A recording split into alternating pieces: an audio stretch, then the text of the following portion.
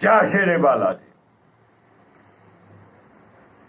दोस्तों, 30 अक्टूबर की शाम को राहु देव मेष राशि छोड़कर मीन राशि में प्रवेश कर रहे हैं और मीन राशि में राहु देव 18 महीने यानी कि 1.5 साल तक रहेंगे। और राहु जैसे ग्रह जब भी बदलते हैं तो हमारे जीवन में बहुत कुछ बदल जाता है। जो परेशानियां पहले चल रही होती थी वो खत्म हो जाती हैं, या कुछ अच्छी बातें जो होती थी वो पीछे छूट जाती हैं, नई परेशानियां शुरू हो जाती हैं। तो राहु का जब भी गोचर बदलता है तो बड़ा उथल पुथल मचा देता, कभी अच्छा कभी बुरा। और ये लंबे समय के लिए होता है, 1.5 साल के लिए, तो इनकी चर्चा करना भी जरूरी हो जाता है। और आज के इस वीडियो में हम चर्चा करने वाले हैं मकर लग्न की। मकर लग्न के लिए राहु का ये गोचर क्या फल देगा, इसी के ऊपर चर्चा करेंगे हम आज के इस वीडियो में।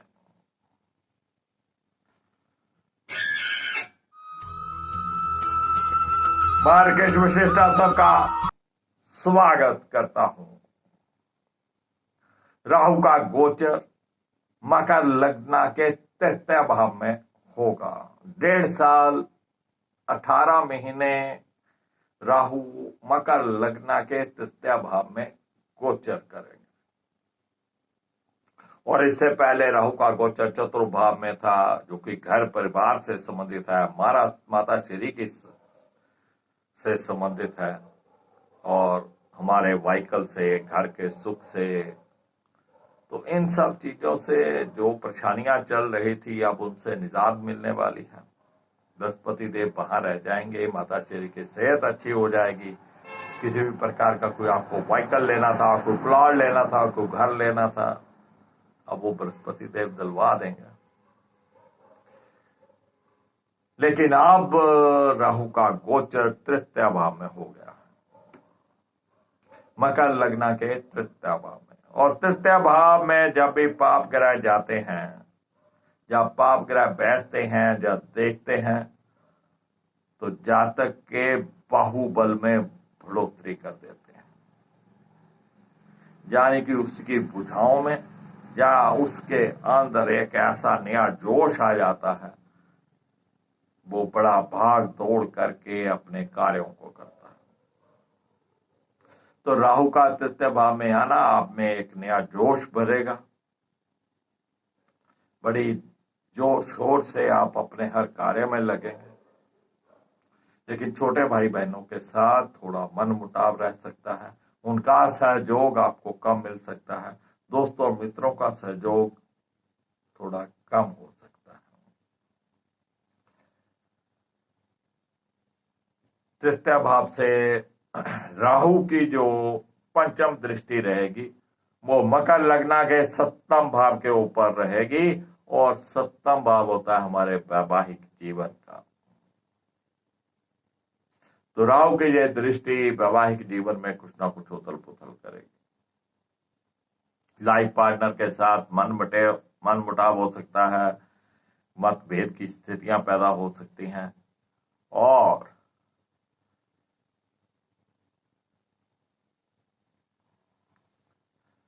आपके लाइफ पार्टनर की सेहत भी उतार चढ़ाव उसमें देखने को मिल सकते हैं।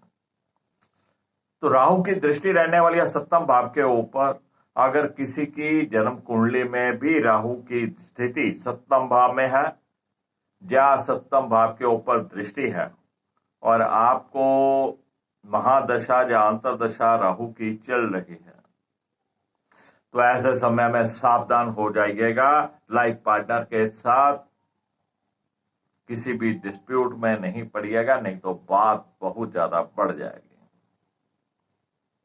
और जो विवाह योग्य हैं, जिनके लिए लड़का या लड़की देखे जा रहे थे, जिनके रिश्ते की बात चल रही थी, अब राहु देव कुछ ना कुछ समस्याएं यहाँ पे खड़ी करने वाले। बात चलते चलते रुक जाएगी, आगे नहीं बढ़ेगी। अगर बात कहीं आगे बढ़ भी गई तो किसी न किसी वहम भ्रम की स्थिति पैदा हो जाएगी, कोई चुगली निंदा कर देगा, कोई भांजी मार देगा, जिससे बात रुक जाएगी।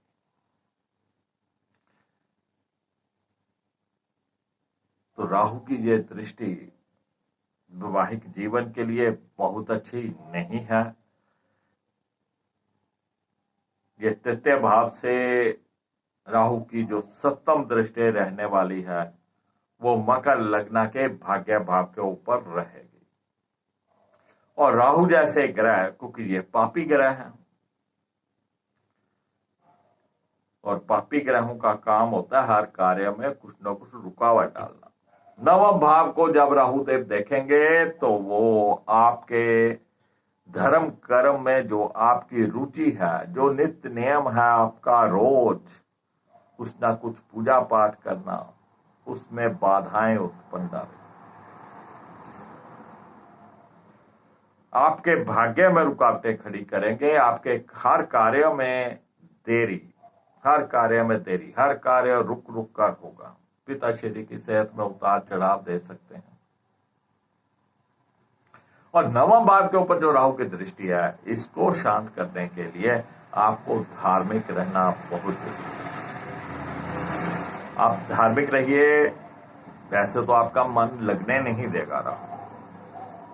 आप कोई भी पूजा पाठ करेंगे उसमें वो मन नहीं लगने देगा। आपको बस मन मार कर 2 मिनट 5 मिनट कुछ ना कुछ जरूर करना है। नित्य नियम अपने इष्ट देव को याद करिए, इष्ट देव के द्वारा दिया गया मंत्र, आपके जो भी गुरु रहे हों, जिनको से आपने कोई दीक्षा ले रखी हो, नाम ले रखा हो, कोई मंत्र उन्होंने दिया हो, उसका भी सिमरन करना है।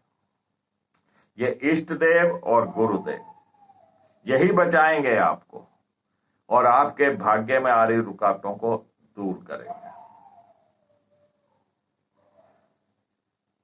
पिताश्री के साथ भी थोड़े अच्छे संबंध बनाने का प्रयास करिएगा।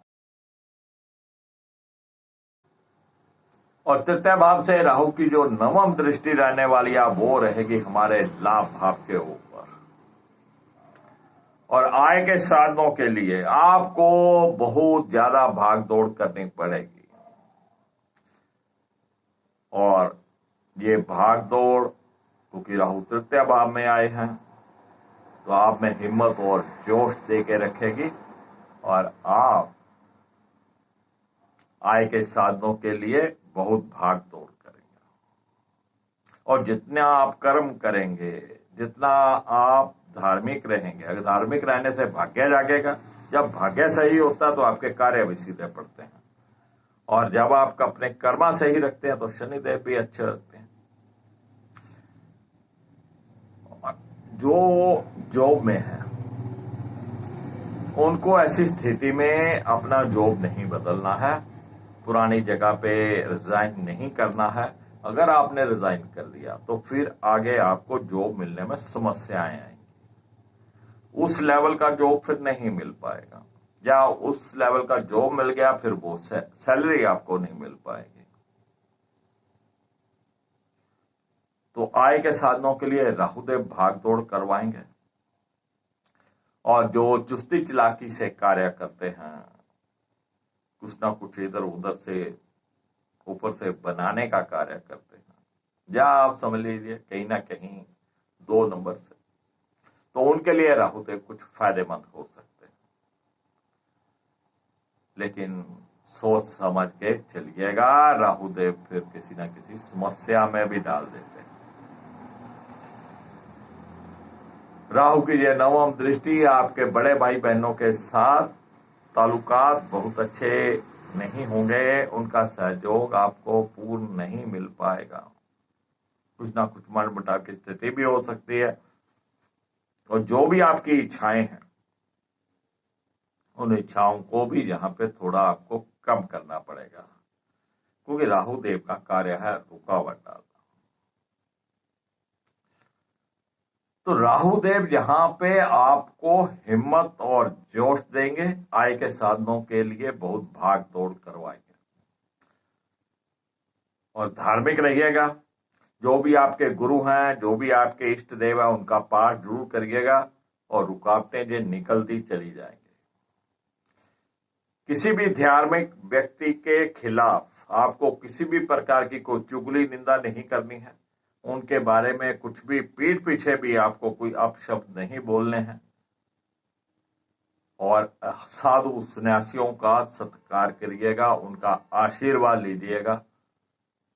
और आपने जब अपने कर्म अच्छे कर लिए, धार्मिक हो गए, तो फिर राहुदेव ऐसे लोगों से भागते, फिर राहु भागेंगे।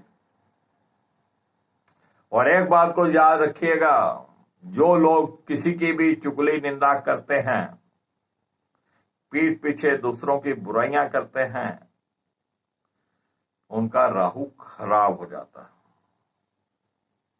तो किसी की भी चुगली निंदा नहीं करनी है। बस इष्ट देव पे भरोसा रखिए, अपने गुरुदेव पे भरोसा रखिए, राहुदेव शुभ फल करें।